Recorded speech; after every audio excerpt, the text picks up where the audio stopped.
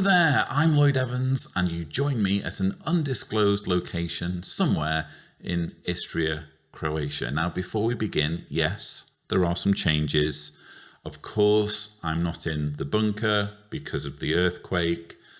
Look back at some of the more recent videos to understand all about that. But I have tried as much as possible to recreate the bunker here. I managed to salvage R2 the other day during a trip back to the bunker, which you're going to hear about in a forthcoming video. And R2 is guarding some of the older, rarer, more valuable books from my collection. So we have a little bit of the bunker here. And yes, I'm sure you've noticed I've finally had a haircut. In case any of you are floating or tempted to float the conspiracy theory that it isn't really me, that Lloyd Evans has been kidnapped and replaced by someone completely different, I am willing to submit to a DNA test to settle all doubts. Anyway, we need to talk about the 2020 annual meeting, the videos for which are finally being released by jw.org. There's a lot to get through, so without further ado, let's roll the first clip. After the historic annual meeting in 1944, a vital question remained. Since the governing body was then closely identified with the Pennsylvania Corporation's 7-member board of directors, did this mean that the governing body could never be made up of more than 7 anointed Christians? Moreover, since the directors are elected by the members of the corporation, were the corporation members electing members of the governing body at the annual meeting each year? Are the directors and officers of the Watchtower Bible and Tract Society of Pennsylvania and the members of the governing body one and the same? Or are they different? These questions were answered years later. They were answered at the annual meeting held on October 1st, 1971, another historic annual meeting. On that occasion, one of the speakers pointed out that the governing body preceded the Watchtower Bible and Tract Society of Pennsylvania by hundreds of years. Now, contrary to some who oppose Jehovah and the earthly part of his organization and claim there was no governing body in the first century, and hence they see no need for a governing body today, a governing body was formed at Pentecost of 33 CE, more than 18 centuries before the Pennsylvania Corporation came into existence. When I was first watching this for my preparation for this rebuttal, I was getting a serious sense of déjà vu. I was thinking, I've heard these arguments before, I think even from Tony Morris. And it turned out that yes, I had indeed heard Tony Morris arguing strongly in the past for the existence of a first century governing body. Here he refers to opposers of Jehovah's organization, I suppose including people like me, who argue that there was no governing body in the Bible. Well, that's a very easy position to defend because the words governing body don't appear in the Bible. You have to insert them, as we're going to see. But this seems to be Tony Morris's little baby that he has to defend at all costs, because the last time he talked on this subject was actually on JW Broadcasting, July 2017. We have a very interesting, insightful look at the organization in the first century. If we glance down through chapter 15 of the book of Acts, we can gain some insight. The work was organized and congregations kept being added day by day. That is very similar to what we see in Jehovah's organization today. In fact, the organization of Jehovah's Witnesses is patterned after the first century Christian congregation as set forth in the scriptures. Now, I did a lengthy rebuttal to the points that Tony Morris made in this JW Broadcasting episode at the time. I'm going to refrain from going over all of it all over again. Instead, I would point you to my rebuttal to the July 2017 JW Broadcasting episode, but I will play you some material that I included in that rebuttal. We're going to hear from none other than Fred Franz, who gave a talk at the 59th Gilead graduation in which he argued strongly that there was no centralized authority ruling from Jerusalem in the first century. What we're going to hear are two parts from Fred Franz's talk at the Gilead graduation that spell out very clearly that there was no need for example, the Apostle Paul to receive authority from a governing body in Jerusalem in the first century. And so, as we examine this account of these two most outstanding among the missionaries recorded in Bible history, we find that they were sent out especially by the Lord Jesus Christ, the head of the church, a fact which the Watchtower Bible and Tract Society has upheld and accepted ever since the society was formed. So we see how the Lord Jesus Christ, as the head of the church, has a right to act correct without other organizations in view, no matter who they are. He is the head of the church. And friends, notice that just as God used the Antioch congregation to send out the two of the most outstanding missionaries of the first century, Paul and Barnabas, so today Jehovah God is using the Watchtower Bible and Tract Society of Pennsylvania in collaboration with the New York Corporation to send out further missionaries, and they're determined to keep on in that course. That's something very, very gratifying. You will notice that mentions of the governing body are conspicuous by their absence. Instead, Fred Franz is essentially saying, we don't need permission from any governing body to do what Jesus wants us to do, just as in the first century, the Antioch congregation independently issued orders sending out Paul and Barnabas to do their missionary tours. So today being in the 1970s, so today the Watchtower Bible and Tract Society of Pennsylvania, in collaboration with the New York Corporation, is able to send out missionaries. What he was saying was the president issues orders, the president being the president of the Watchtower Bible and Tract Society of Pennsylvania, who at that time was Nathan Knorr, and it was kind of a given that Fred Franz would succeed Nathan Knorr as president. So Fred Franz had every reason, if he were an ambitious sort, to oppose the move at that time by the governing body arrangement to usurp the authority of the president.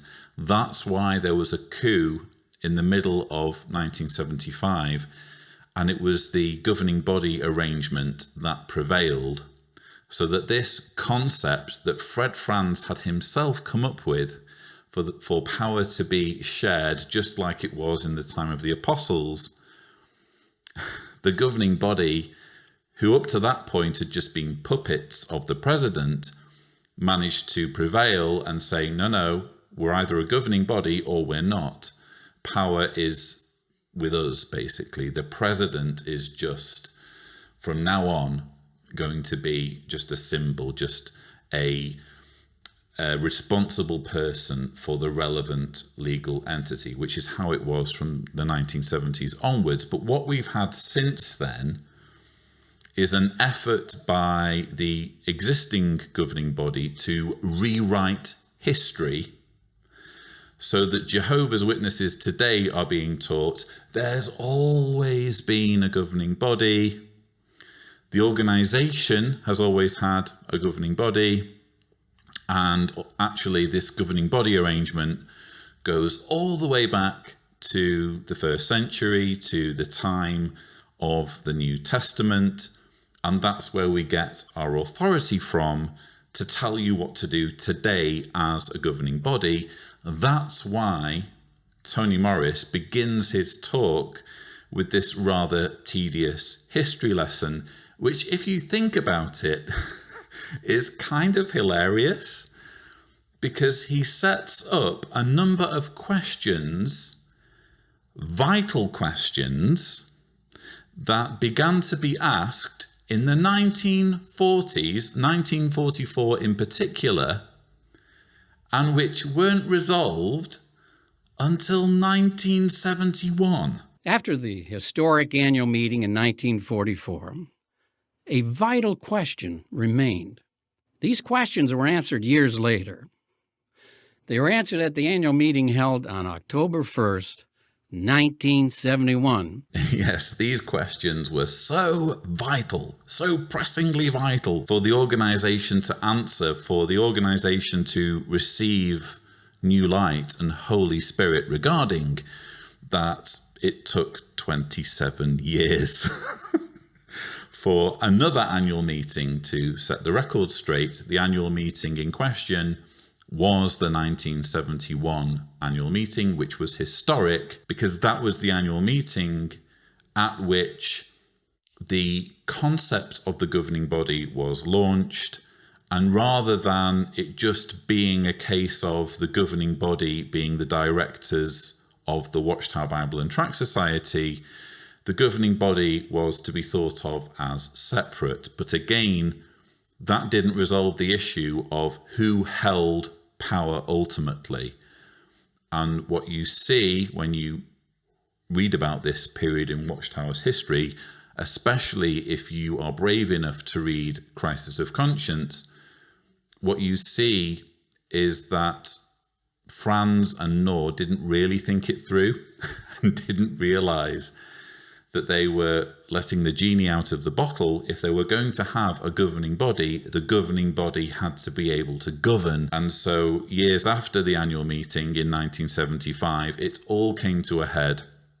And as Ray Franz writes about very eloquently in his book, it was the governing body that prevailed over the presidency. And we're going to get a little bit of a clue later on in the annual meeting, just to show how much power the president had before the governing body arrangement really kicked in. But for now, Tony Morris wants to keep arguing that the governing body arrangement goes all the way back to the time of the apostles.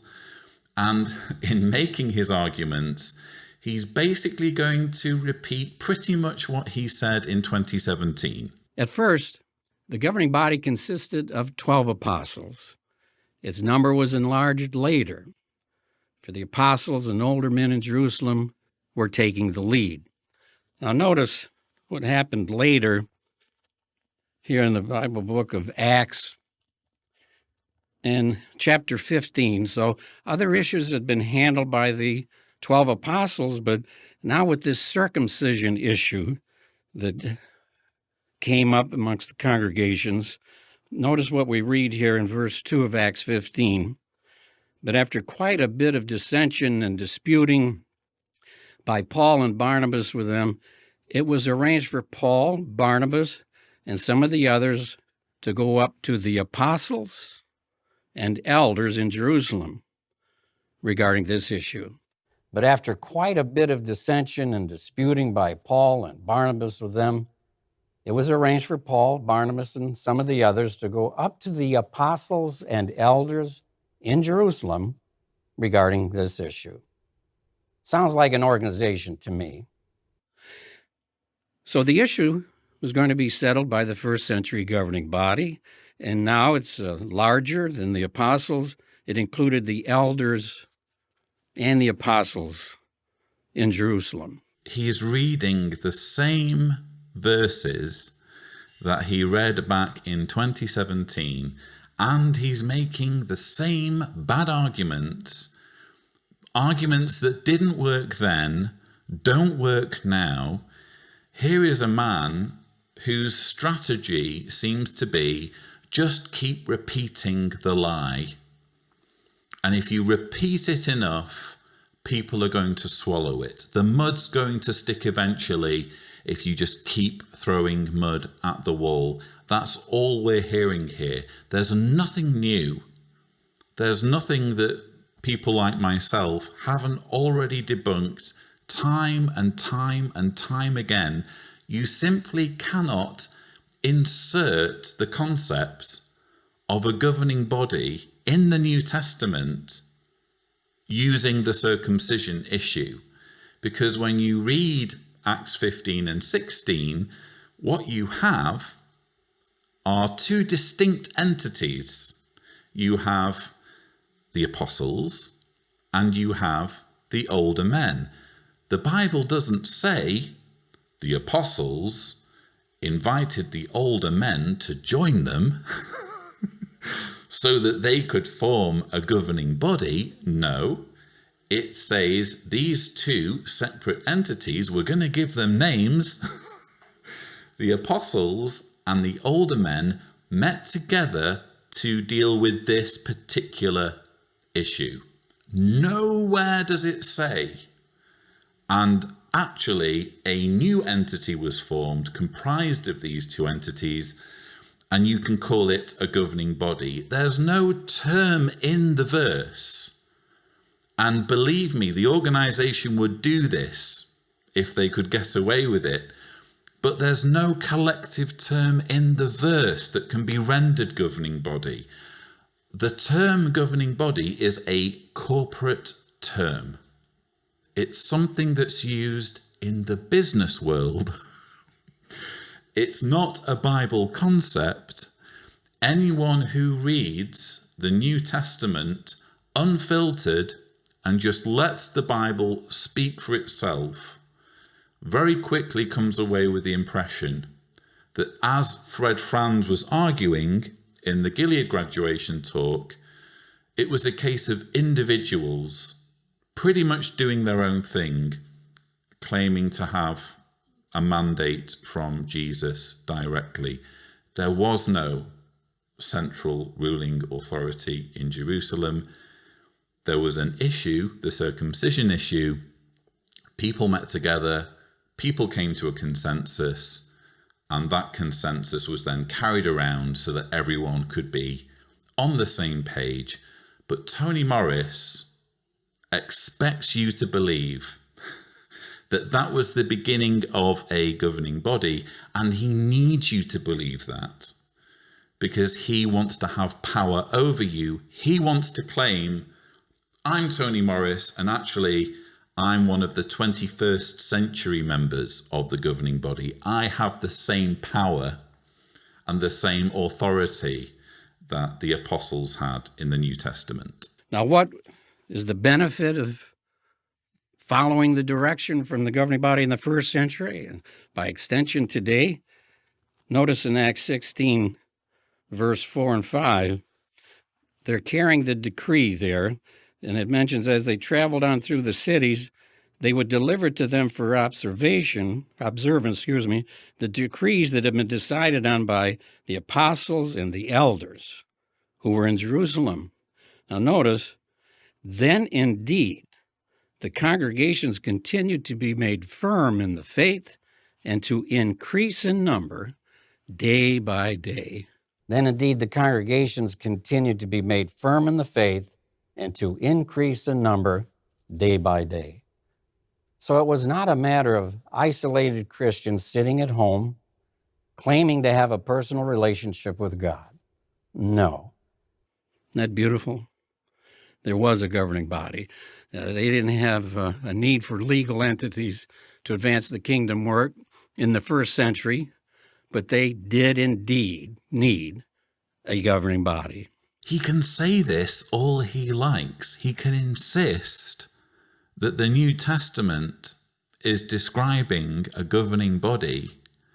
The problem he has is that nowhere is the phrase governing body used.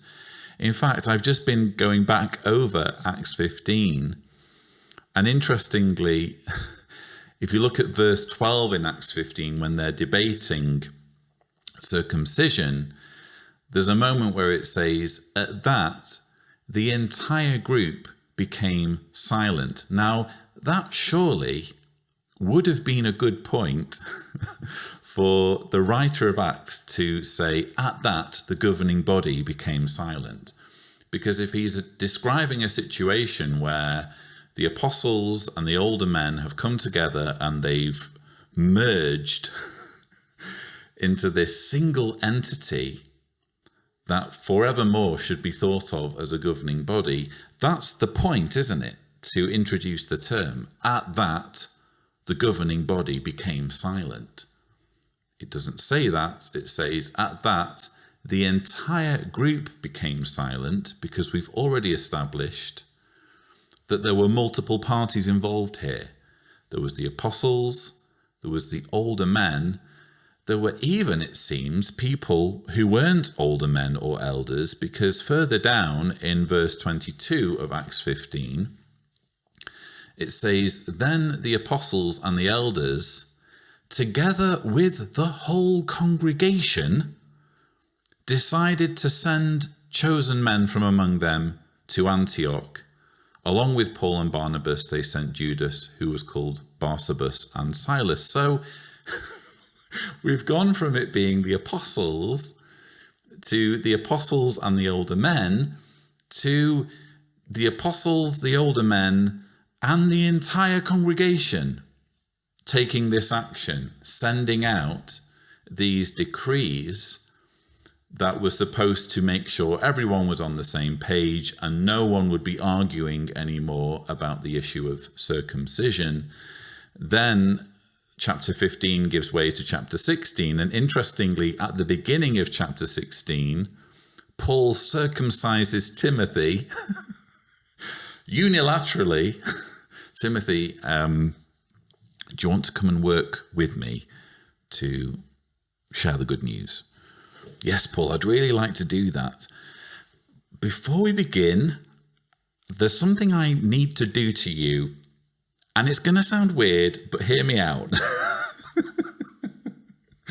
So Paul takes this unilateral action of circumcising Timothy. We don't know whether Timothy gave consent. It's just implied or assumed. Even though there's been this governing body decision in only the previous chapter that circumcision was no longer an issue, he still goes and circumcises Timothy. Then in verse 4 of chapter 16, it says, as they travelled on through the cities, they would deliver to them for observance the decrees that had been decided on by the apostles and the elders who were in Jerusalem. There's a little cross symbol in the New World Translation if you're reading it online, and if you mouse over it, it refers you back to what we were just reading in Acts 15, where it was decided by both the apostles and the older men and the entire congregation to send out a message to the congregation. So again, no exclusive members-only governing body group, rather an amalgamation of various different people coming together to sort a specific problem out.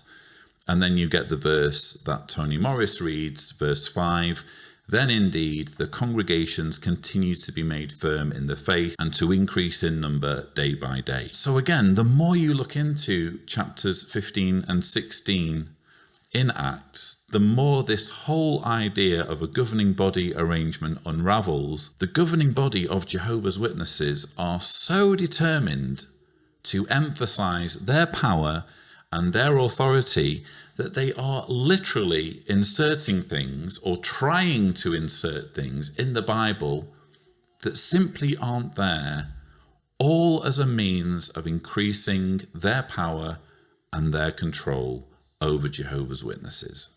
As long as conditions in this world permit, the governing body will make use of legal entities. If a legal entity is dissolved by government decree, the preaching work will still go on. Even now, in lands where restrictions are in effect and no legal entities are used, the kingdom message is being proclaimed, disciples are being made, and theocracy's increase continues.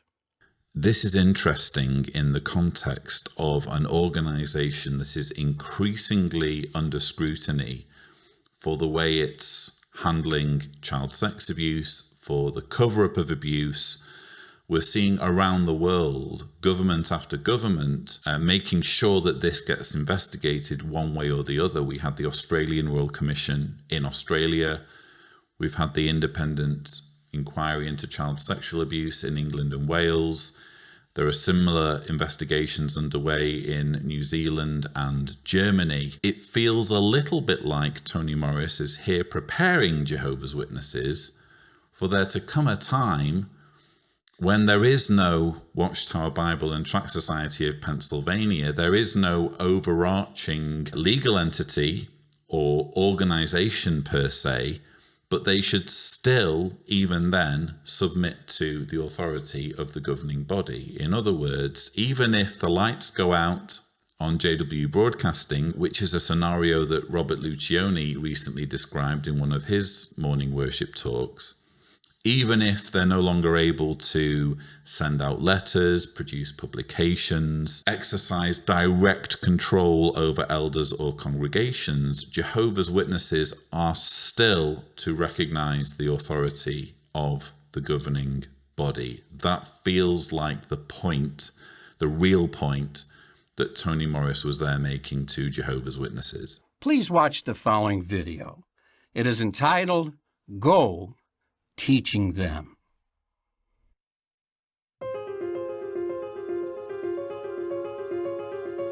Everyone who claims to be a Christian and has dedicated himself to Jehovah God must not only preach, but he must be able to teach. We must go into the homes of the people and teach them what the Bible says.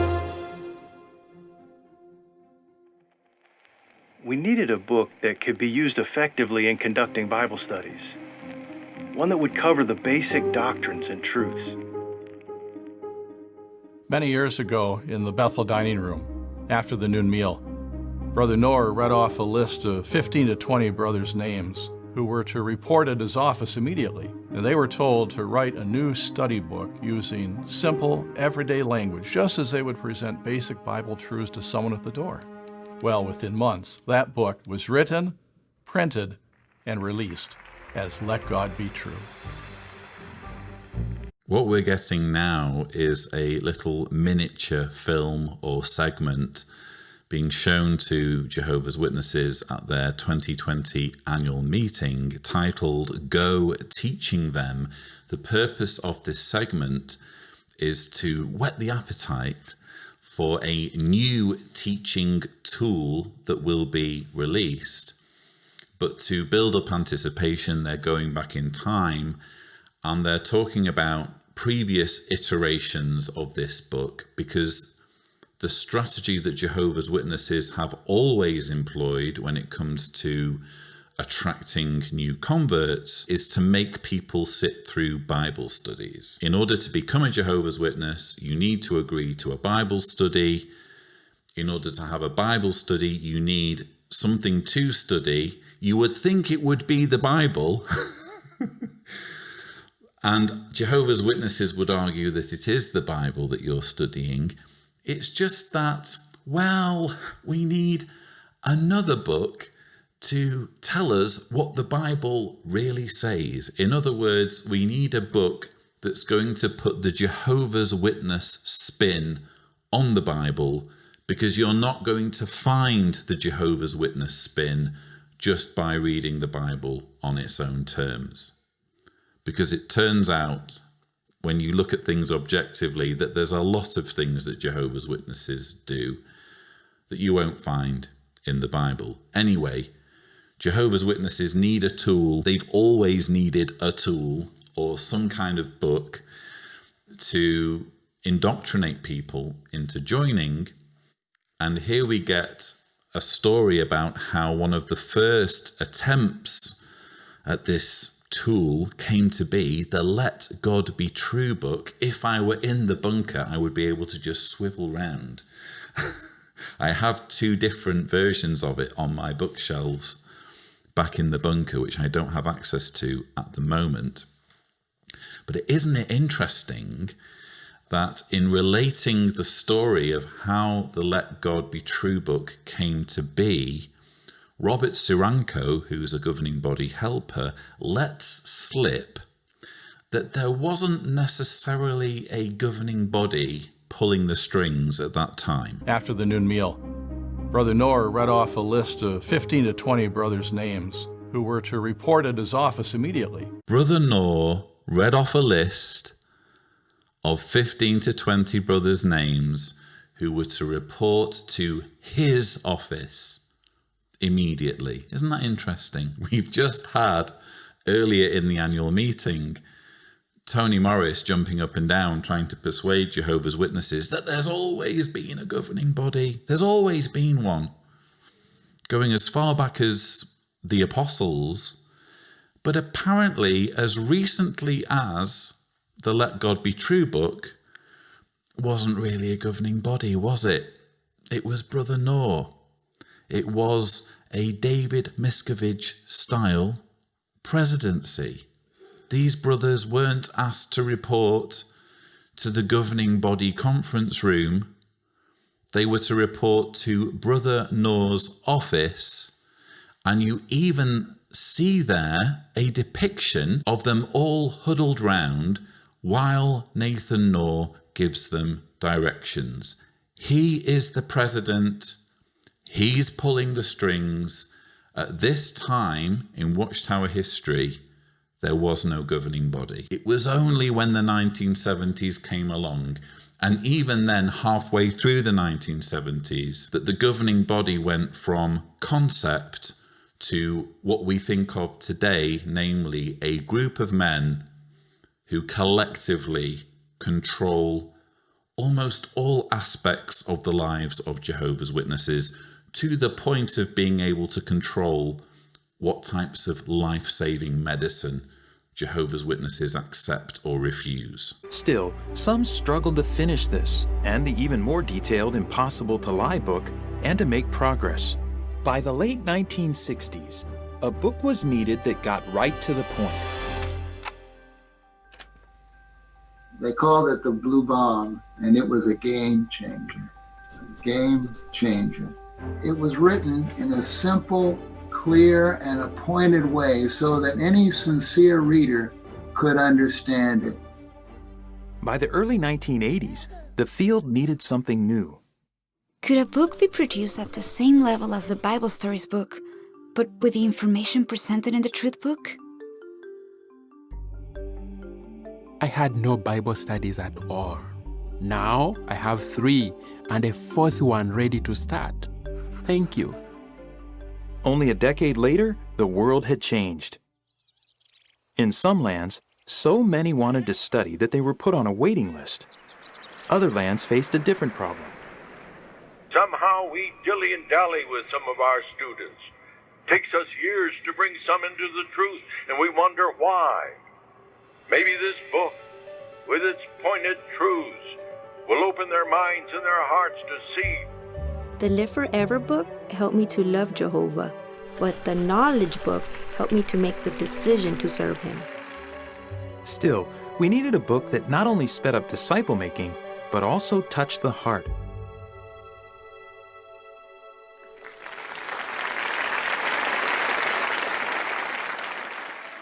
This book has an instant appeal that quickly draws householders into a conversation. Some are calling it the gold nugget. It was like having a bombshell in our hands. It really touched the heart, and it helped bring many into the truth. I found answers to all my questions in just one book. This book was sent from God. The best teaching tool I have ever been privileged to use.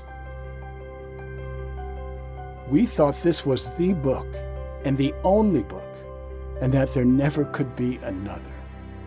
So I've sped up this video, as you can see there. You've not been watching the video as it's shown during the annual meeting. Just to save time, I've been switching to where it starts talking about the next book, and then the next book, and then the next book. And it's fascinating to watch it sped up like that, because if you watch the full video, what you're getting is they will introduce the book, they'll give you the details on the screen, and then they'll give you anecdotes about how amazing it was. And then they'll move on to the next book. But when you speed it up, hopefully I'm not the only one who is seeing effectively a new light merry-go-round where new books are just released and everyone thinks they're brilliant. Oh, this is a bombshell. This is a blue bomb. This is a game changer. Oh, this is so much better than what we had before. This is a gold nugget. This is simple. This is pointed. But actually, we could probably do with something that's even more simple and even more pointed and even more of a bombshell. And they just have to keep releasing book after book after book. Again, if I were in my bunker, I'd be able to show you all of the various publications that the organization has released over the years. I mean, here we're talking about Bible study aids. But the reason why they're constantly having to release book after book after book is not because the world's changing, it's because the religion's changing. It's because they're constantly having to reinvent their teachings. I can remember studying the Live Forever book, and in the Live Forever book, you will find the teaching that the generation of people who witnessed the events of 1914 would not die before Armageddon came. That was the teaching in the Live Forever book. Obviously, that didn't come to pass. And so the knowledge book came around, and then the Bible Teach book replaced the knowledge book, and quietly, without any fanfare, they snuff out these embarrassing teachings that they once had. They had the same problem with the Blue Book, The Truth That Leads to Eternal Life, to the extent where there are actually two versions, two editions of that book.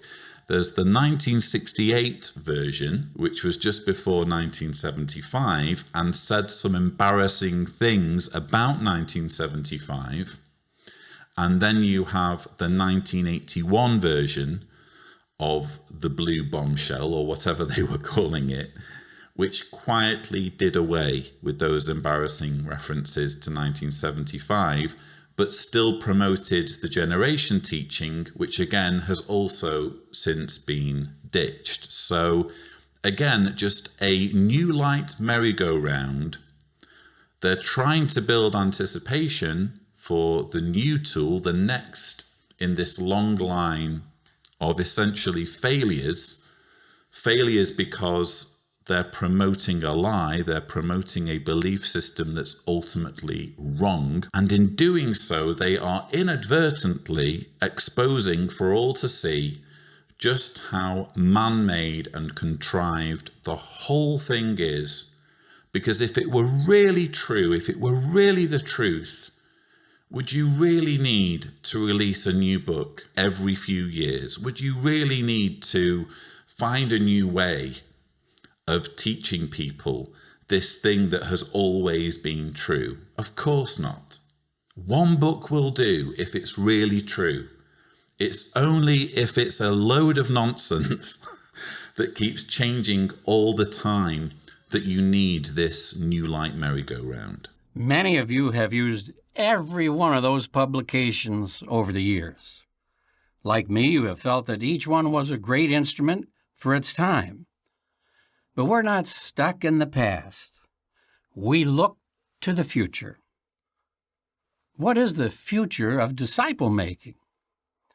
Listen as Brother David Splain delivers the talk. Wouldn't it be great? The year text for 2020 was about the preaching work. Go, make disciples, baptizing them. Now, in harmony with that theme, the governing body directed that a number of study articles should be prepared for the study edition of the Watchtower on the ministry, and particularly about conducting Bible studies. Then, at the regional convention this summer, almost the entirety of Saturday was dedicated to the disciple-making work. Why? We don't just want to report Bible studies. We want to make disciples. That's what Jesus told us to do. Go, make disciples, baptizing them. Now, when it comes to reporting Bible studies, we're doing very well. Worldwide, we're reporting about 10 million Bible studies. And when you think of it, in many cases, more than one person is sitting in on that study. So it could be that between 12 and 15 million people are studying the Bible with us. But now, what about the make disciples part of it? Well, every year, between 200 and 300,000 people are baptized. So you can see that the make disciples part is lagging behind the reporting Bible studies part. Now, this trend has been a concern of the governing bodies for a number of years. And we wondered, why is it that so many people are not taking a stand for the truth? You can probably think of a number of reasons yourself. I can think of one very compelling reason: because it's wrong. Because it's all a load of nonsense. That's why you have, think about it. These are embarrassing statistics. And David Splain is giving us this long preamble because he's about to unveil this new teaching tool or indoctrination tool that Jehovah's Witnesses should be using from henceforth to recruit people into the organization.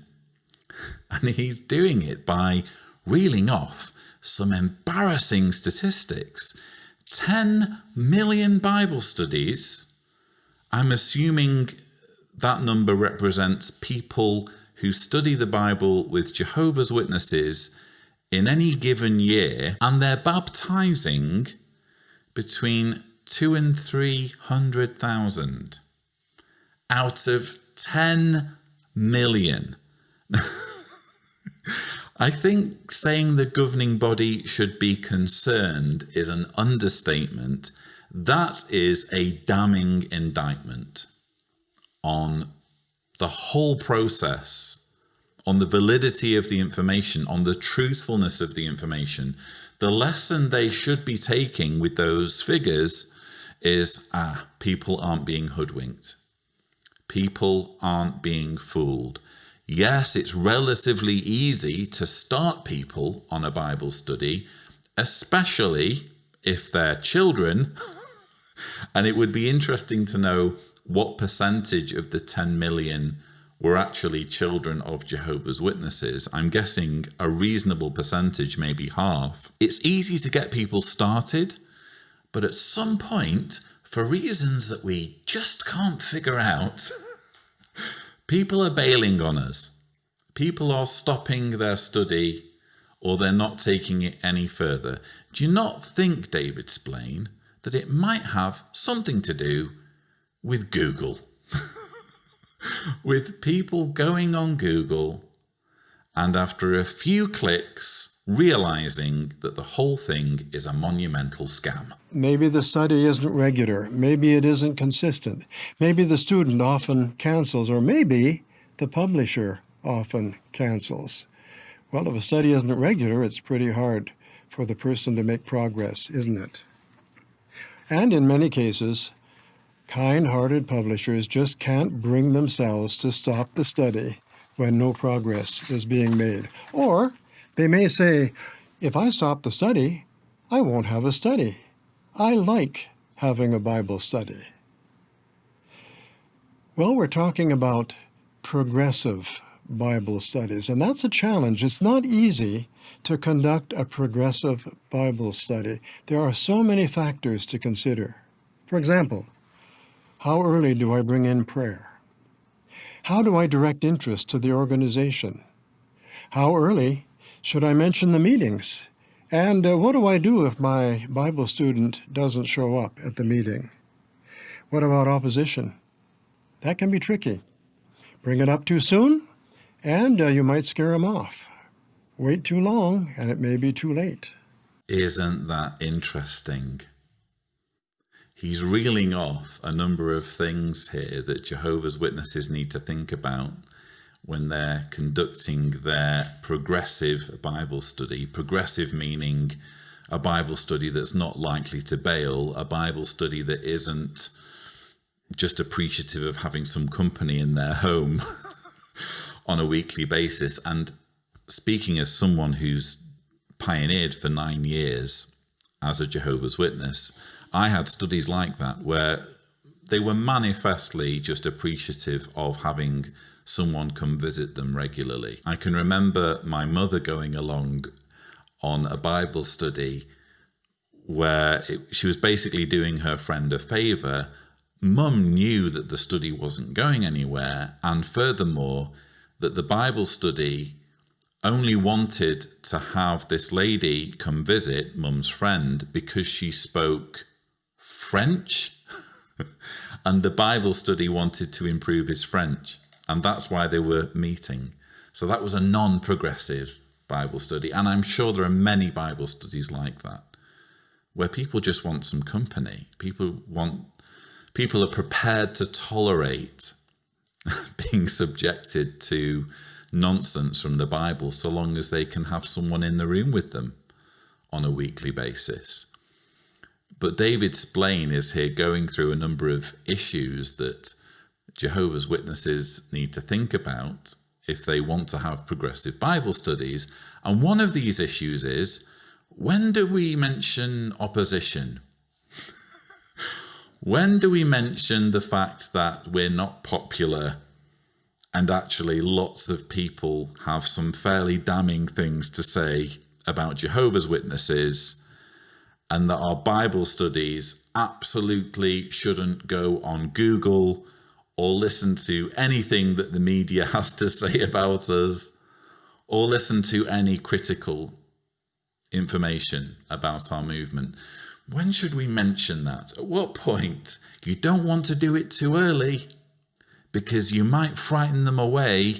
Better to leave it a little bit later so that they're more invested. They've invested a bit more time and energy. The sunk cost fallacy has a little bit of a foothold. Then maybe it will be easier for them to buy into the idea that there's a satanic conspiracy underway and the media are out to get Jehovah's Witnesses. Isn't it fascinating? Again, open deception, open attempts to trick people into joining something that no sane person would really join if they had all the facts. Jehovah's Witnesses here being encouraged to withhold information to avoid scaring people off. Here's more food for thought. How do I make sure that the material is really touching the student's heart? I want that student to love Jehovah, to get to know Jehovah. I want him to have a warm personal relationship with Jehovah so that no one, neither the boss, nor his relatives, nor his mate, nor his neighbor, will be allowed to come between my student and Jehovah God. Oh, another interesting little admission that you won't hear divulged at the beginning of a Bible study. I want you to love Jehovah. And I want your love for Jehovah to be more powerful than the love you have for your family, because I don't want your family to come between you and your relationship with Jehovah. Jehovah's Witnesses aren't supposed to say this to Bible studies, but that's what they're saying to each other. If you're watching this as someone who's never been a Jehovah's Witness, they're talking about you. They're scheming between themselves and coming up with strategies to trick you. And here David Splain is laying it all out. Well, we just heard, be prudent when it comes to mentioning opposition. Don't mention it too soon. We don't want to scare them off. And now he's saying your aim should be to produce a cult recruit, a new Jehovah's Witness, who's so bulletproof in their indoctrination that nothing can come between them and their relationship with God, not even their family. In April 2018, the Service Committee of the governing body surveyed the branches to find out what teaching methods were really effective in bringing people along to baptism. We have to admit that some of the study material and teaching methods that we used 30 years ago, they were great for the time, but they don't necessarily meet the needs of people today. Well, they got some good answers in, and based on the answers, early in 2019, a team of brothers, there were writers, there were designers and consultants, they got together to investigate whether we could improve on the tools that we're using. And they came up with a new method for conducting studies. Now let's stop here and be very clear. We deeply appreciate all of the study material that we've had over the years. It's always been great for the times. Now maybe like me, you cut your teeth on Let God Be True. This means everlasting life. The truth shall make you free. Those books were just perfect for the period just after World War II. And then we know that the Live Forever book was a real favorite with many. Now, it wasn't the Study Forever book, it was the Live Forever book, but some took an awful long time to complete their study in that book. And of course, we've all appreciated the Teach Us book and Remain in God's Love. All of this material has been very, very good. But times change, and people's needs change as well. We're living in a visual society, and people learn less by reading than by observing, by watching, and by discussion. So, what are we saying? Are you ready? Today, the governing body is happy to announce that a brand new publication for conducting Bible studies will soon be made available in printed form and in electronic form. Would you like to know the title? It's a good one. Enjoy Life Forever, an interactive Bible course.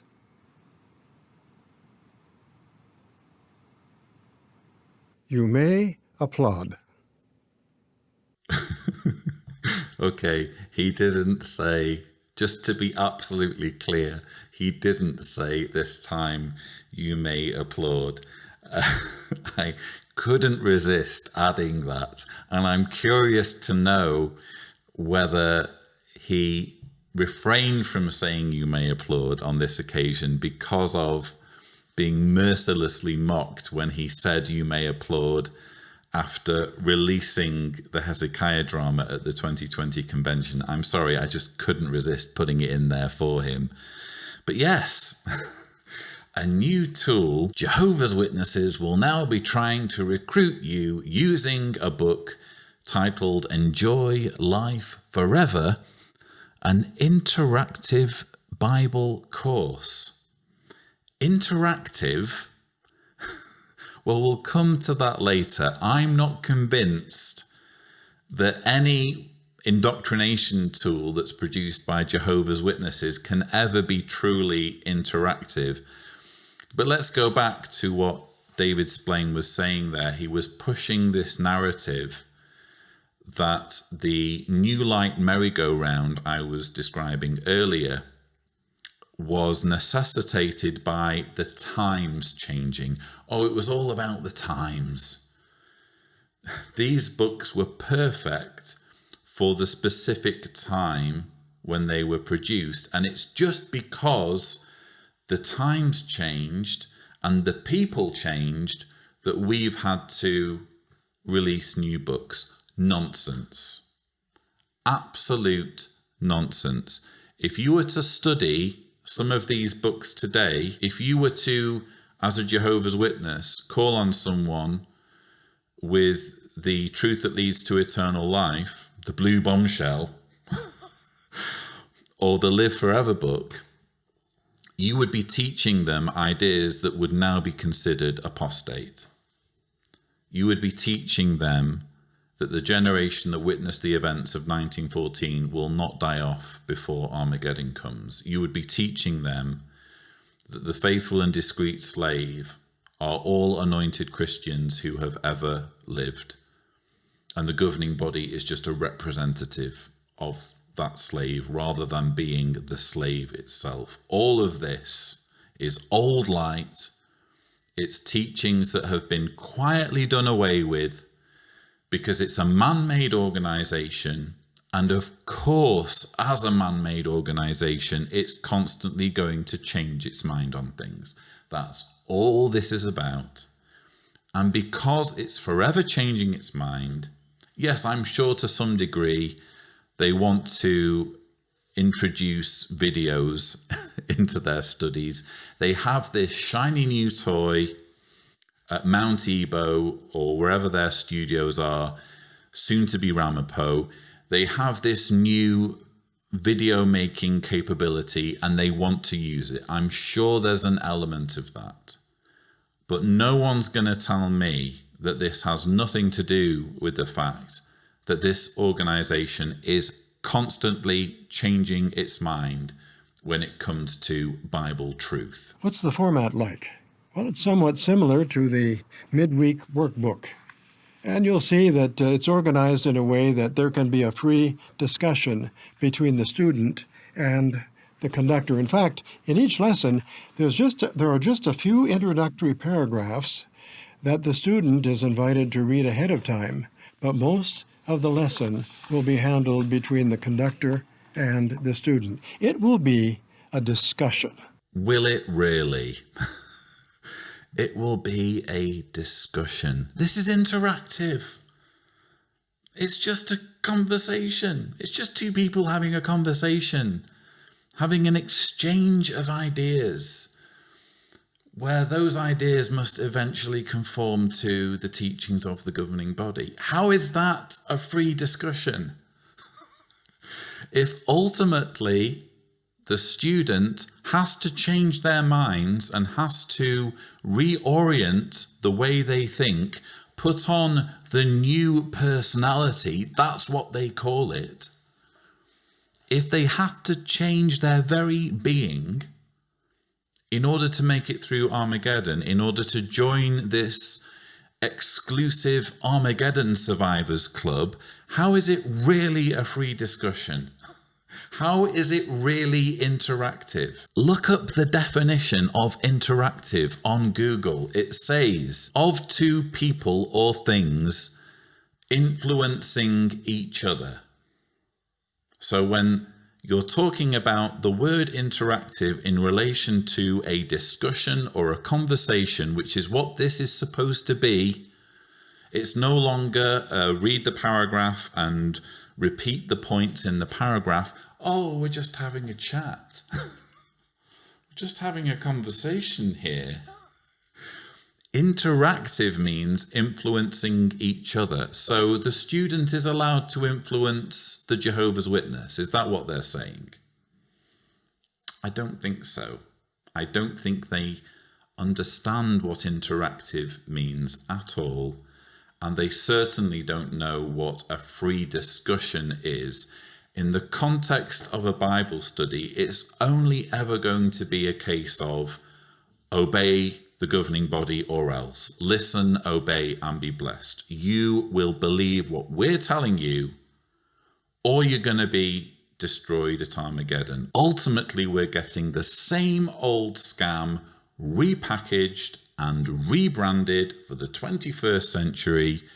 If you're going to study with Jehovah's Witnesses, you need to accept what they say, believe what they believe, listen, obey, or be destroyed. When we think about all these changes that have occurred, we can see that it fulfills what Jehovah promised.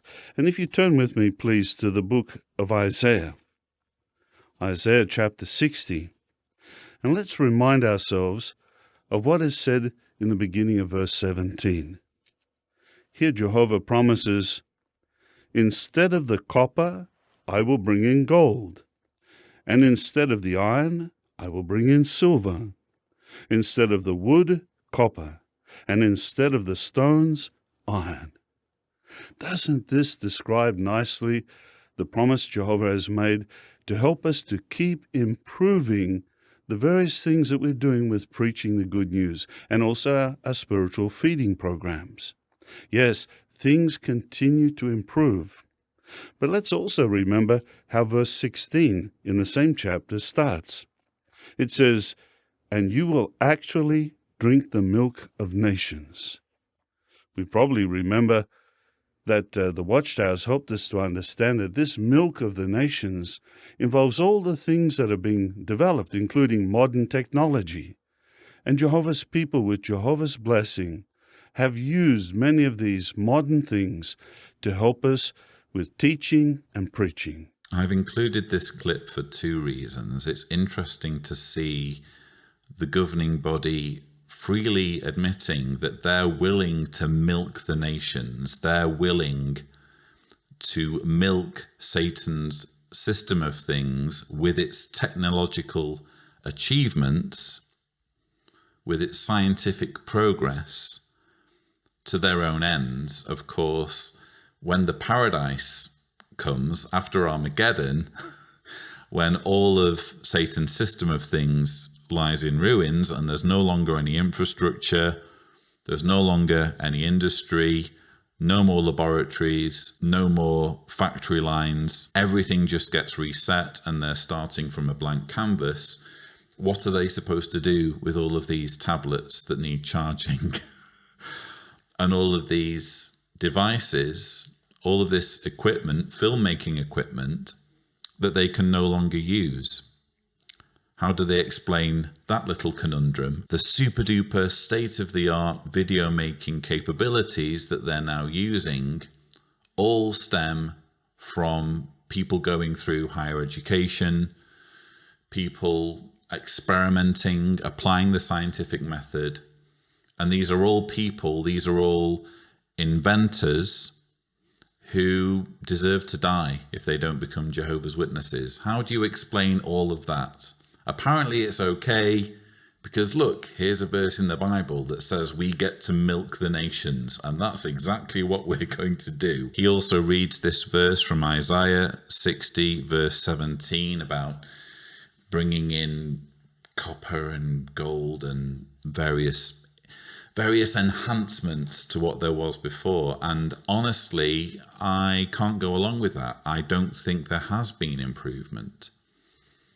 Yes, the organization is, as I've just said, milking the nations when it comes to its use of technology. Everything's very professional. The Caleb and Sophia cartoons look like they could have been created by Pixar, but that doesn't make them good cartoons. They are vile propaganda.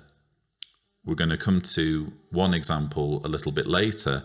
They are vile propaganda intended to hijack young minds and stultify the development of young people and terrify young people into following the governing body, and whatever the governing body says will make Jehovah sad.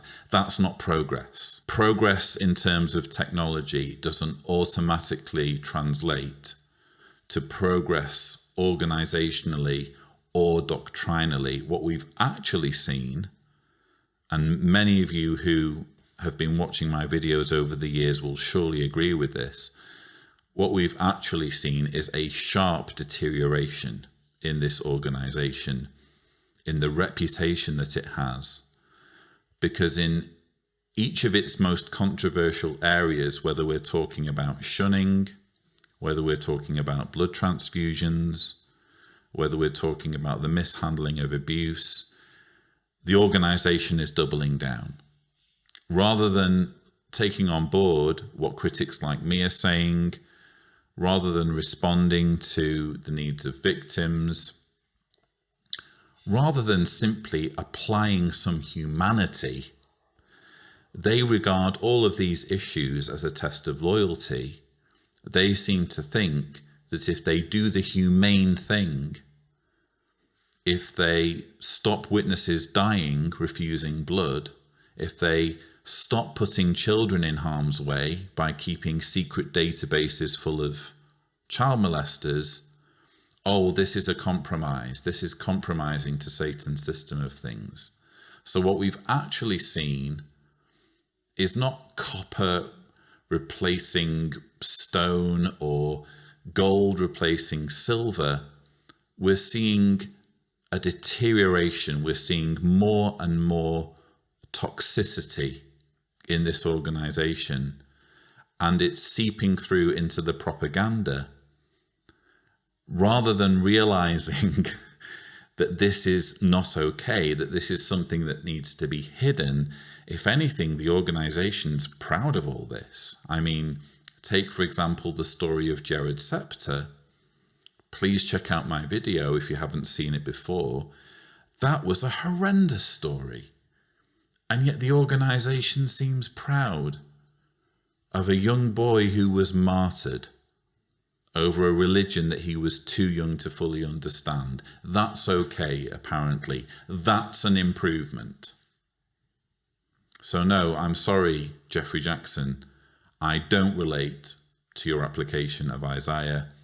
I think, if anything, this organization is getting more and more extreme, more and more fanatical, and more evil. Jehovah has always given us the right tool at the right time to teach others. And this new book is no exception.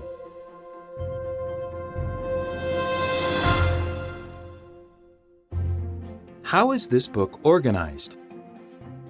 Each lesson is divided into 3 parts. How do you use it to conduct a Bible study?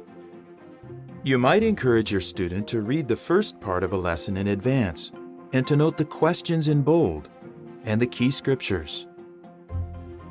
Begin each study by reading and discussing the first part together. Next, consider together the Dig Deeper section. Begin by reading the introductory statement, which explains what follows, and take note of the subheadings that outline the main points. Read the scriptures, watch the provided videos together, and then discuss how the scriptures and videos answer the related questions. Discuss the artwork with the student. Then follow with the questions found in the Some People Say section. Then, read the summary and discuss the review questions. Your student can enter the date the lesson was completed. Each lesson provides a goal for the student, and the Explore section offers additional content that may be useful depending on your student's needs and interests. I don't have too much to say on this. I'm including it more because I know the majority of you are not going to go back and watch the unedited full annual meeting videos. You're just going to watch the rebuttals because you're so easily triggered by all of this. But especially for those of you who've perhaps never been Jehovah's Witnesses, who perhaps stand at least some chance of being hoodwinked at some point, perhaps because your life takes a drastic turn for the worse and something very painful happens and Jehovah's Witnesses come along with all of the answers. It's useful perhaps to be able to see exactly how they intend to indoctrinate you. It's all here in this segment titled Go make disciples. So they're explaining to Jehovah's Witnesses how to use this new book, how it's laid out, how it uses questions and verses and videos. This will be fascinating if you're a Jehovah's Witness. Not so fascinating for me. I'm especially puzzled as to why it's relevant for people to write in the date when they completed a lesson. I don't know what purpose that serves. In any case, do with this information what you will. This is the new book that Jehovah's Witnesses will be using to indoctrinate new converts.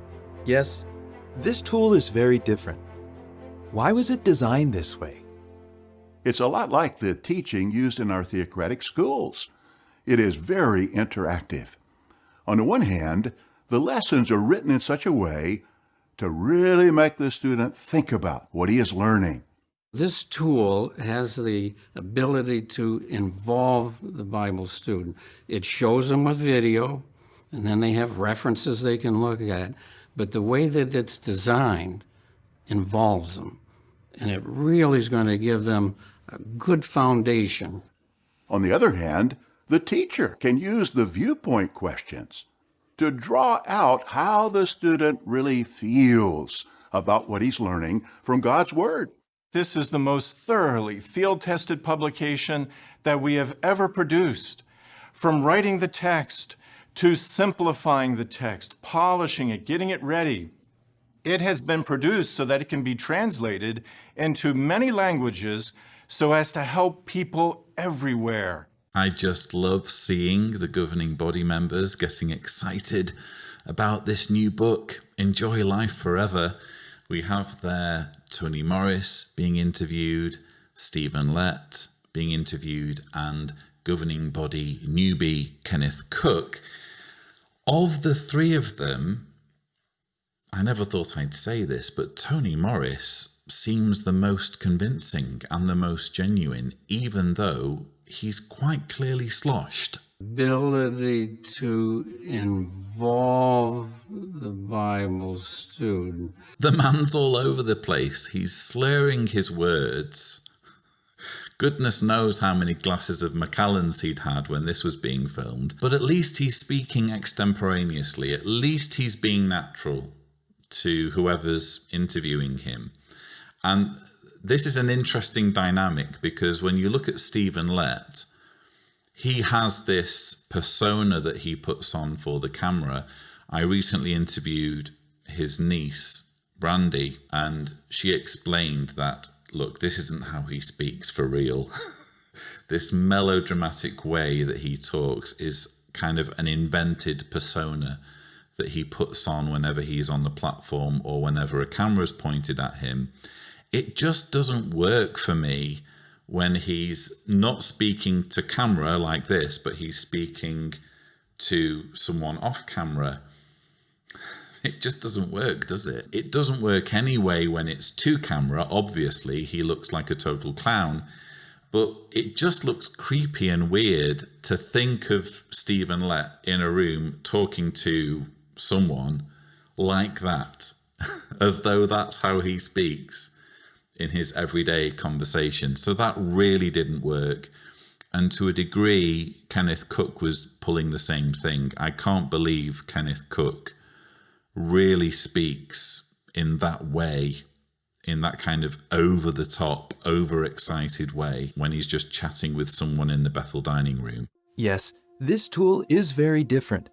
But is it effective? Hundreds of publishers in almost 100 lands tested the lessons. What do they say about it? I love the new layout. It's current and it's intuitive, and the way the Bible truths are presented, it's very logical and easy to understand.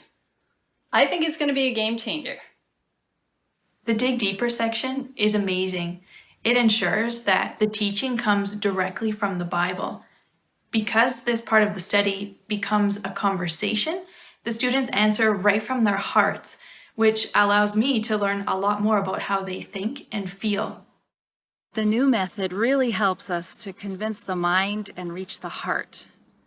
Most of all, it helps both the teacher and the student to focus on the scriptures rather than on the study aid. We never heard anybody say, the paragraph says, because when they did answer the question, they were expressing what they really believed. The lessons are both logical and concise. The method is highly interactive. The students not only respond in their own words, but are also able to come to the correct conclusions all by themselves. It helps me as the teacher to talk less, and it helps the student to express himself and to think. And the videos elicited comments, sometimes of even a personal nature, that probably never would have come out had it not been for the videos. The aim is to get to know Jehovah, to love Jehovah, to learn what His will is for us and to do that will, and also to draw close to His organization. Yeah, probably mostly to make people draw close to the organization. Not so much about Jehovah, not so much about Jesus, not so much even about understanding the Bible more. Let's face it, the whole point really is to get people committed to following an organization headed by the governing body, who get to control almost every aspect of that person's life once they're sold on everything they're learning. But just fascinating here to see this parade of people who are clearly very excited about this book.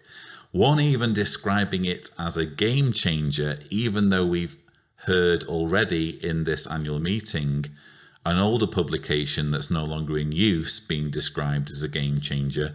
Apparently it's just game changer after game changer after bombshell after game changer.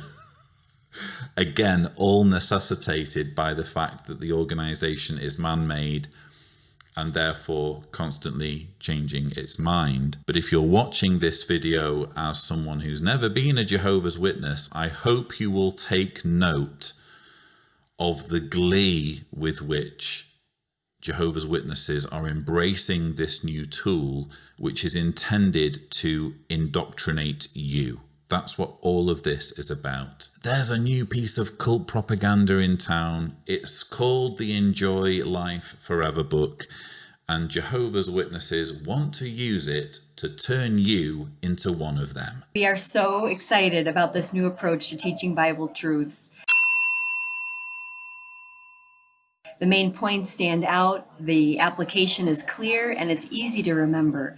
And everybody can benefit from it, from those with little or no education to those who are highly educated. Our students are going to love this new publication. And we will too, as this will make us better teachers of God's Word, so as to make more disciples before the end comes. And how do members of the governing body feel about this innovative approach? This book has the potential to draw many honest-hearted ones into Jehovah's organization, to serve alongside us in pure worship and dedicate their lives to Jehovah. Compared to all the Bible study tools we've used in the past, this is gold. And that's what it's all about, helping that student build a close relationship with Jehovah.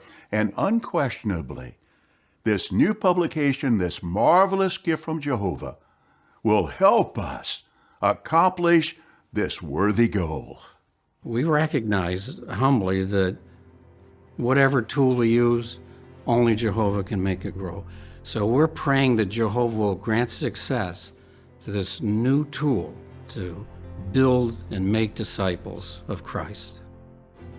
We are not just preachers. We are teachers. We are disciple makers. This new book gives us what we need to help others love Jehovah, follow Christ, get baptized, and enjoy life forever. What a fantastic new publication. Yay! Yeah, it's fantastic. A new publication for brainwashing people. Again, just fascinating to see how fake, well, not just the governing body members, we had that couple at the beginning, Michael and Heather Leszczynski, who are apparently so excited. It all looks contrived and forced and fake. These are people who are forced to like this. I mean, they're not going to say on camera, it's a bit crap, really. Of course they have to love it. They have to be thrilled about this new tool that's going to help people get a better relationship with Jehovah. But Stephen Lett and Kenneth Cook, come on. I mean, we all expect Tony Morris to just be sloshed at this point, and it's admirable that he was even coherent when they were interviewing him. But Kenneth Cook, how wired is he? Can you imagine him speaking this way if someone approached him in the Bethel dining room just to have a chat? Hey Ken, I've heard there's this new book. What do you know about it? Is it any good? This book has the potential to draw many honest-hearted ones into Jehovah's organization. Okay. I mean, who speaks like that? It's all so forced. But this is the grand launch. Of course, the governing body are going to wax lyrical about their brand new toy, which allows them to also use their shiny video production capabilities as part of the indoctrination process. If you're watching this channel again as someone who's never been a Jehovah's Witness, consider yourself warned. There's a new book out there, and it will be used by Jehovah's Witnesses who are very excited at the potential of making you serve Jehovah's organization. Wouldn't it be great if we also had something else that would introduce this new study system? And that's exactly what we're happy to announce, the release of a new brochure entitled Enjoy Life Forever, Introductory Bible Lessons. Now, this new brochure contains within it the first 3 lessons of the new publication. And this first lesson is entitled, How Can the Bible Help You? The second lesson is, The Bible Gives Hope. And the third lesson, Can You Trust the Bible? What a wonderful way to introduce this new publication. So once we've gone through the brochure, finished the 3 lessons, if someone shows that they really want to continue in their Bible study, then we introduce them to the larger publication and start at lesson number 4. Well, that's so exciting, isn't it? Yeah, it's really exciting. I'm finding it hard to contain just how excited I am about this brochure. But for me, this seems a bit strategic. If you'll forgive me, Jeffrey Jackson, you've put the first 3 lessons about how people should serve the organization. You've put the first 3 lessons in a brochure which will be much cheaper to print than, say, a book with 60 lessons in it.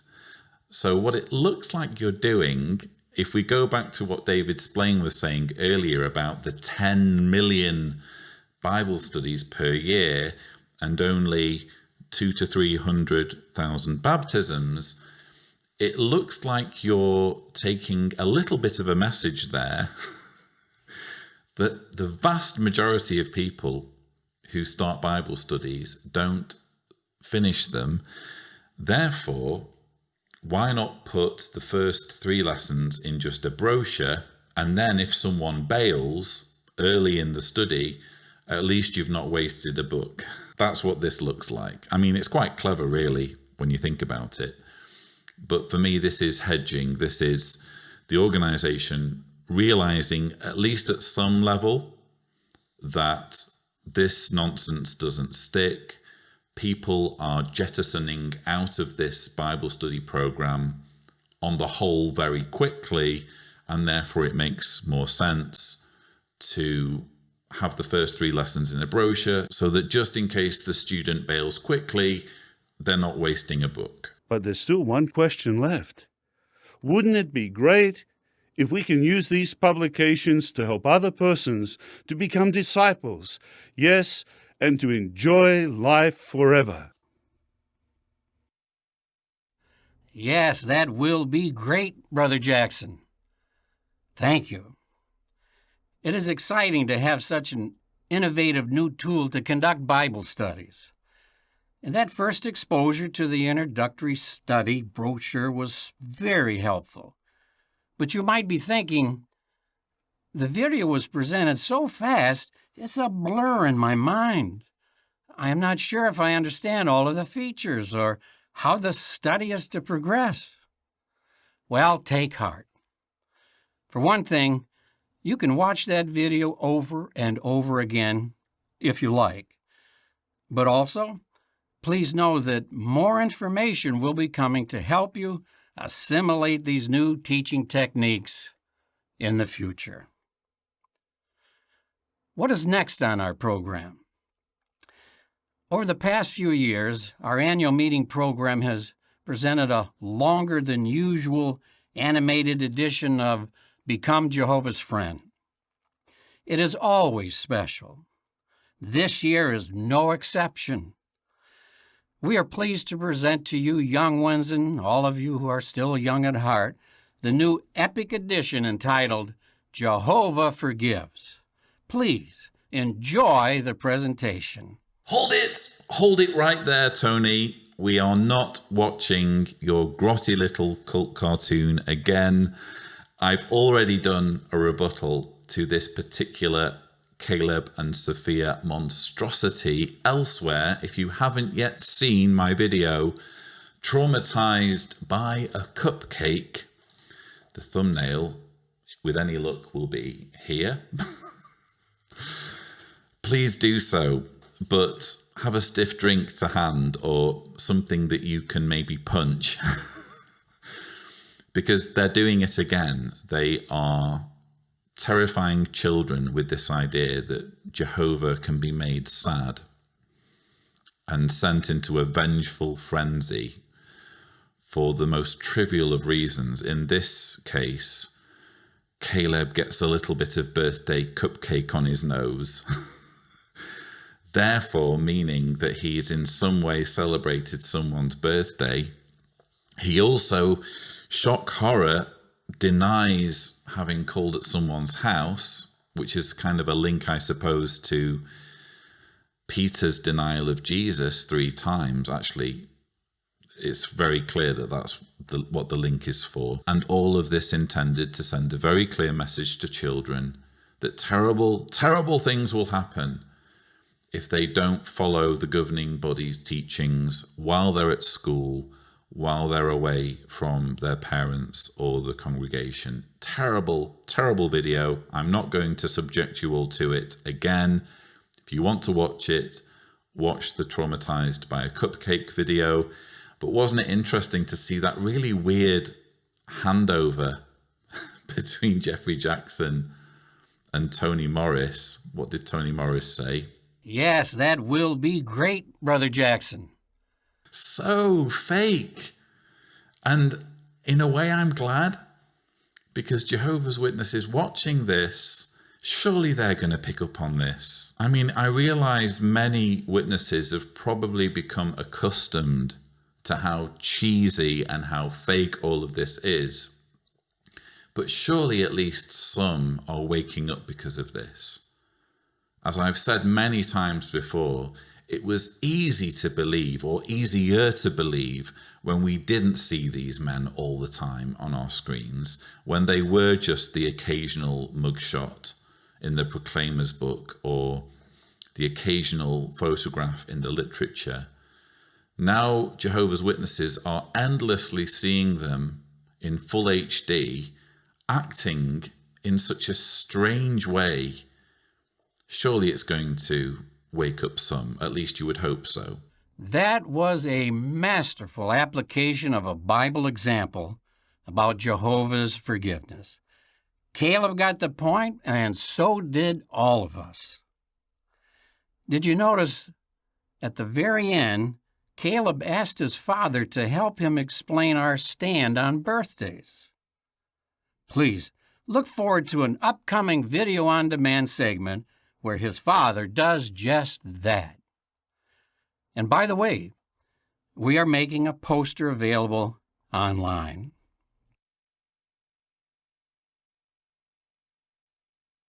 You may applaud. And you'll be happy to know that posters will be made available for the other epic animation videos of the Become Jehovah's Friend series. I'm sorry I did it again. I just couldn't resist putting "You May Applaud" in there, because you had the pause, you had the reveal. Oh, there are Caleb and Sophia posters that you can adorn your child's bedroom with to remind them of their favourite characters, so that the propaganda and the indoctrination is in some form staring at them all the time. There will be no safe sanctuary from our Caleb and Sophia Become Jehovah's Friend nightmare. It will be in your child's bedroom, staring down at them. But at least Caleb gets to hear what the reasons are for Jehovah's Witnesses refusing to celebrate birthdays. And as I said in the Traumatized by a Cupcake video, there are no reasons. It's not in the Bible. It's not something that anyone can say makes Jehovah sad, celebrating a birthday, because even though the Bible has a lot of prohibitions, has many things that anger God and make God sad, and even in some cases send God spiraling into a genocidal rage,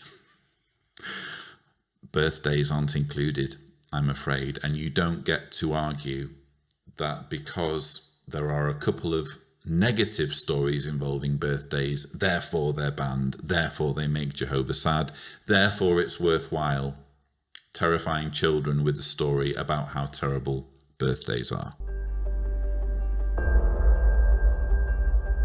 2020 was a year of unprecedented change. The coronavirus pandemic has taken a grim toll around the world. In some parts of the world, the coronavirus is beginning to spread more quickly. This global pandemic has thrown the world into a state of uncertainty. On a global scale, it was unlike anything Jehovah's people had yet experienced in the 21st century. Everyday life for many of us has been disrupted in ways we might never have imagined. We've made dramatic adjustments to our activities all over the world. Learn how to use new apps like Skype and Zoom. What's that? It changed how we attended meetings, engaged in the ministry, and visited with friends. For some of us, this may have been the very first time we ever held a memorial in our home. And although attending in smaller groups may have been even closer to how the memorial was observed in earlier times, for most modern-day servants of Jehovah, this was likely a unique experience.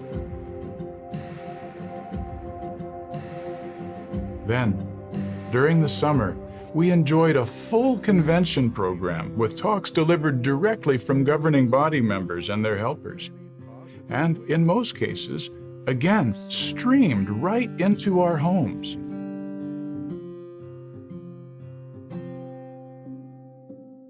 Yes, despite the various challenges and difficulties experienced in 2020, Jehovah's organization continued undaunted, providing the right food at the right time. We've just been watching the first 2 minutes of a 19-minute video presented by governing body helper David Schaefer, who we just saw there, bigging up the faithful and discreet slave. You saw the scripture on the screen, Matthew 24, verse 45. Who really is the faithful and discreet slave?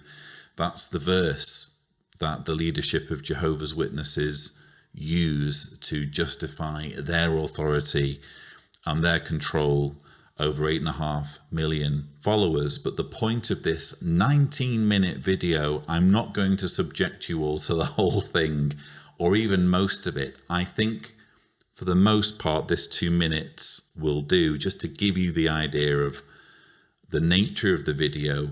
It's a back-patting exercise. It's the organization saying, It's been a monumental year. There have been many challenges. We've changed. We've made lots of changes to the way we do things. Aren't we fantastic? Isn't it brilliant that we've been able to adapt? What other organization could adapt in this way?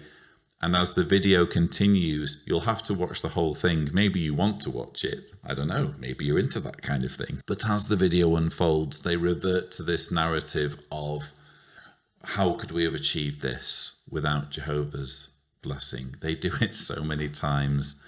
They invoke Jehovah's hand again and again and again. Apparently, it would have been impossible for any organization to produce an 18-hour virtual convention for its members to attend unless it was being supported by God through his Holy Spirit. That's the message of the video, completely overlooking that far more impressive feats than that are being achieved every day. We've landed probes on comets. We're doing incredible things. The vaccine has been produced in record time. Within the space of 12 months, they've managed to come up with not just one, but several vaccines to counter the coronavirus pandemic. Vaccines that Jehovah's Witnesses will almost certainly be making use of and which will save the lives of Jehovah's Witnesses. But this organization just wants you to think about their accomplishments and about how they couldn't have put out the convention and got it translated into hundreds of languages without Jehovah's blessing. I have news for the organization. Almost anything can be achieved by human beings if there's a will and a desire and an enthusiasm to get it done. I've had a hard time keeping my channel going with regular uploads at a time when my family has been displaced by a 6.4 magnitude earthquake. It's not been easy, but I've kept the uploads coming. You'll find over that period since the earthquake hit on the 29th. Doesn't mean I'm being blessed. Doesn't mean the Lloyd Evans channel has Jehovah's backing. It just means that I believe in what I'm doing, that I'm trying, that I have amazing help from my patrons, which has incidentally enabled me to hire a video editor who is editing this video so that I don't have to, so that I have time to spend with my family and work on other projects. So in other words, anything's possible. You can, well, I say anything, within the laws of physics, shall we say, anything's possible with a bit of ingenuity and a bit of enthusiasm. But if you watch the full video, by all means do, if that's your thing. The message yet again is only Jehovah's Witnesses have God's backing, because look at what they were able to do in keeping themselves indoctrinated during a pandemic. I lost my dearest wife about 2 months before the convention started. It was cancer. We had been married for 14 years, and she was only 47. She was my greatest partner in Jehovah's service, so this left me with a gaping hole.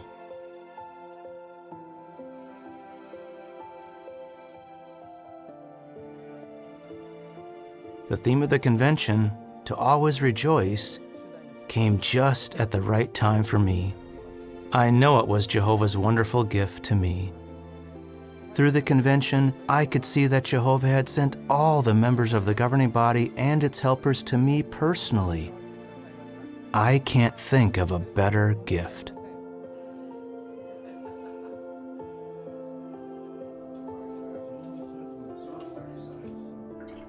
I really enjoyed the audio description because I am someone who is legally blind, and the audio description just opened up a whole new world for me. Ben walks out of the room as his co-workers shake their heads.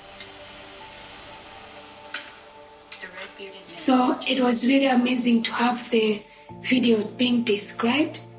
And for me, I felt like I can now see what was happening. A lot of what the audio description described are things that I normally would have been curious about and would have been asking somebody to help me understand. I had tears in my eyes knowing that the governing body loves us this much. While I've been careful to spare you as much as possible of the 19-minute concluding video from the first part of the annual meeting, I did also just want to show you those 2 minutes because it perfectly demonstrates the emotional manipulation in Jehovah's Witness propaganda. I've talked about it many times before on this channel. There's utility in this, in having the tear-jerking, heart-tugging testimonials. This will help Jehovah's Witnesses who would otherwise be put off by the fakeness and lack of naturalness of the governing body. They'll be sitting through all of that. They'll be sitting through Tony Morris slurring and Stephen Lett gesticulating and Kenneth Cook nearly having an aneurysm. They'll be sitting through all of that thinking, there's going to be some stories here. There's going to be some testimonials from my brothers and sisters around the world. And they're going to be really compelling. And for the most part, they will be compelling because that's where you get the sincerity. When these sisters towards the end, I should say ladies really, because I don't think they identify as my sisters and I don't consider them my sisters. But when these ladies are talking about the fact that they appreciate the audio descriptions, so the organization has put in audio that describes what's happening when there isn't any speech in the videos, yes, very helpful for people who are blind or who have partial eyesight for whatever reason. But ultimately, it's all intended to manipulate. It's not doing them any favors. Whether you're talking about audio descriptions, whether you're talking about Braille, whether you're talking about sign language, whether you're talking about hundreds of languages, many of them for very small communities of only maybe a few thousand or a few hundred speakers, it's not to really help those people, it's to bring in converts and to keep existing converts loyal to the leadership. So I'm sorry, I just personally can never be impressed by this. I'm sure some can. I'm sure some will consider this a triumph of human ingenuity, that the convention was made available in so many formats and with so many different people in mind. No, it was intended to manipulate them and control them and increase a cult's influence in people's lives. So no, as much as I feel for these ladies, and particularly the lady who's welling up on camera, all I'm really feeling is pity for their plight. I'm certainly not impressed at the overt efforts to exploit a personal tragedy to push through this cult's narrative. And that's what we saw in the story of the gentleman from, I think, Korea, who describes losing his wife to cancer. It was a tragedy. I wish it hadn't happened. No one deserves to die like that. It's especially tragic when it's your wife. I haven't experienced that personally, but I've heard that losing your mate is one of the most tragic things you can go through in life, and one of the most painful and hurtful and traumatizing. If I could have stopped this from happening in any way, shape or form, I would have. I feel genuinely for this man, but what does it have to do with the convention? What does it really have to do with Jehovah's Witnesses? It has the most tenuous of links. They say, oh, the Always Rejoice theme. That was apparently relevant, something that this man could latch onto and that gave him comfort. The fact that it was about rejoicing when he just lost his... No, come on. What you're doing is taking a man's tragedy and using an emotional experience with the soft piano music. You're blatantly manipulating and coercing people. This is shameful. I'm ashamed to have ever had any association with an organization that uses the grieving process in this way, uses bereavement in this way, uses this man in this way. Goodness knows what he'll think if he ever wakes up and looks back at this and sees how his grief and his loss and his pain has been used to further a cult's narrative. But that's all I have to say about part 1 of the 2020 annual meeting videos. There are supposed to be a further 2 parts, so look out for parts 2 and 3 in the coming weeks. Again, I'm not in an ideal situation at the moment. I'm still not fully sure where I'll be a few weeks from now, but I do have help now. I do have a video editor. I'm going to try to keep on top of these videos as they're released by the organization. The annual meeting, like the convention, is always a goldmine when it comes to understanding this religion more. So I intend to keep close tabs on what's said. I hope you've enjoyed this rebuttal. Don't forget to subscribe to the Lloyd Evans channel for more such videos. And as always, thank you for watching.